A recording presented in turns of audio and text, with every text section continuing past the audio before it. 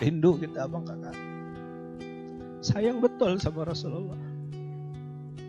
Jangan sampai ujian keburukan yang kita alami itu dihina orang, dicaci maki orang, difitnah orang, membuat kita hilang kontrol, membuat kita lepas kendali, membuat kita pengen balas dendam. Jangan abang kakak. Maafkan. Setiap orang punya salah. Tapi kita ini lagi niru baginda Rasulullah. Rasulullah sakit hatinya, geram nengok penduduk Taif, tapi memutuskan untuk memaafkan. Lah kita nih umatnya, ayo kita tiru sama-sama gitu. Engkau pasti disakiti, pasti ada fitnah. Abang yang duduk jadi jamaah kena fitnah, saya ngomong depan publik kayak gini pun kena fitnah. Ada yang puji pasti, ada yang caci maki pasti, ada yang ngomong di belakang pasti. Ada kesempatan untuk saya balas dendam, sangat bisa. Demi Allah saya bilang saya punya kesempatan untuk balas dendam. Tapi Nabi saya tidak melakukan itu. Nabi kita tidak melakukan itu. Nabi kita tidak melakukan itu. Berkali-kali keimanannya diuji. Berkali-kali kemarahannya dipancing. Tidak balas Rasulullah. Tidak balas abang kakak. Kita di umatnya akhir zaman, amal soleh sikit, dosa banyak. Kalau kita udah sekolah tinggi-tinggi, cuma bisa niru keburukan orang, balas keburukan orang, apa bedanya kita sama mereka? Jangan abang kakak. Biarlah orang caci maki kita, biarlah orang jatuh-jatuhkan kita, hina kita, jelek-jelekkan kita, tapi kita jangan balas.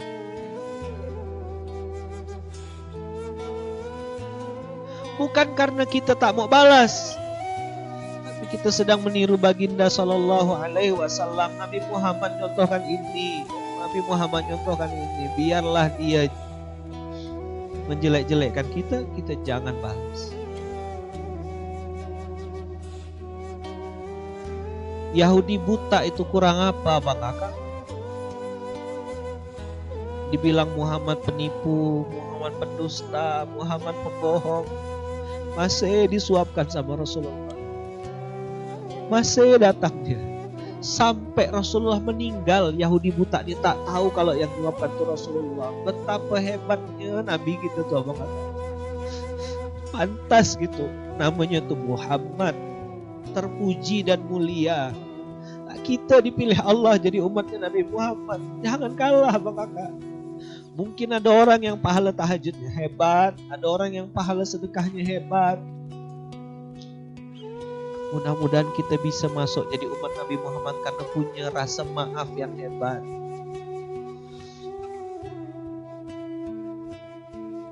Maafkan abang kakak.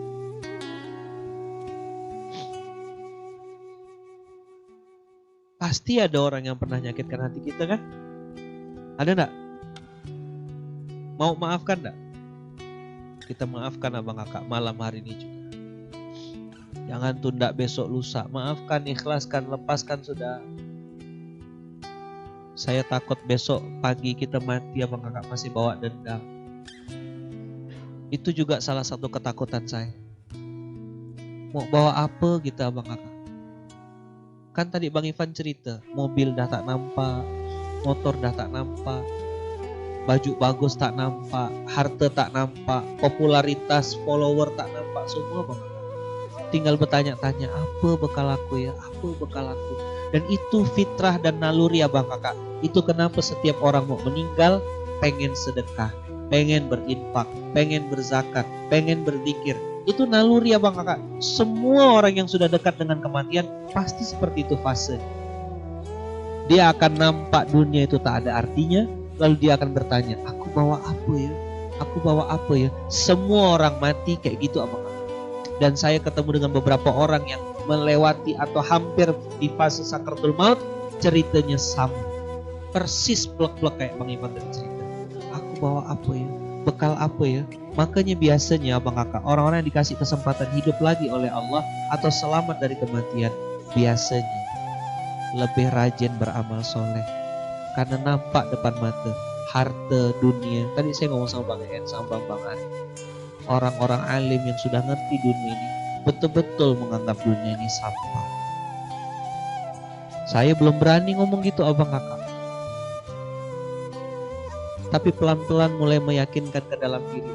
Iya ya, tak ada bekal aku.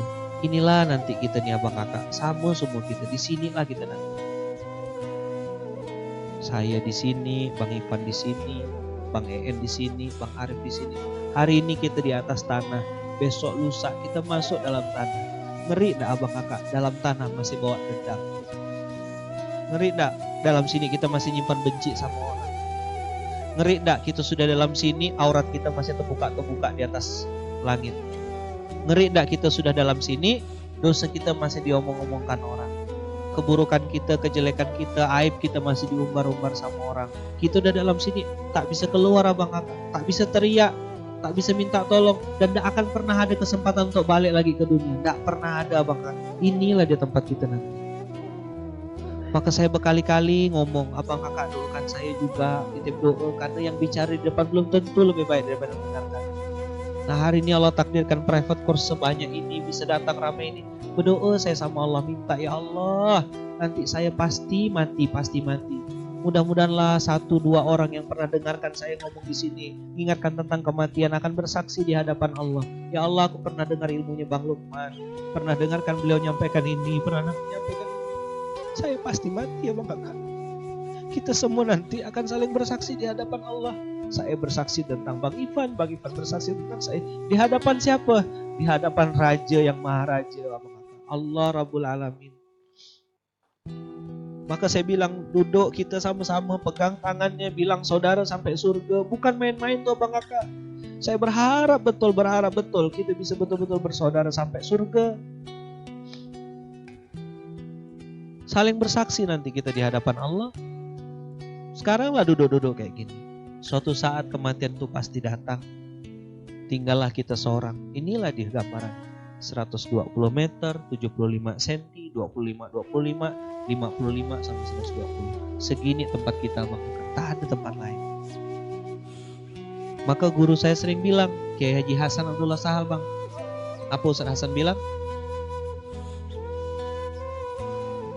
Apa kalimatnya?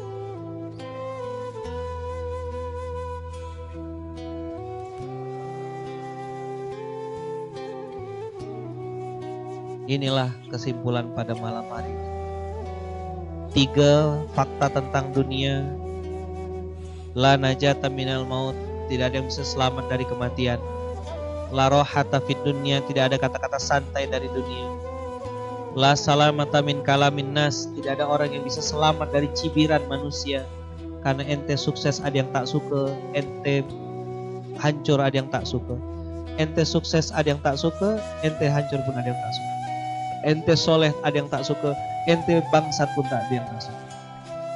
Apapun kondisimu, tetap ada orang yang selalu berbicara tentangmu. Maka Bang Kakak, 3 fakta tentang dunia harus kita siapkan betul-betul untuk mempersiapkan mati yang baik.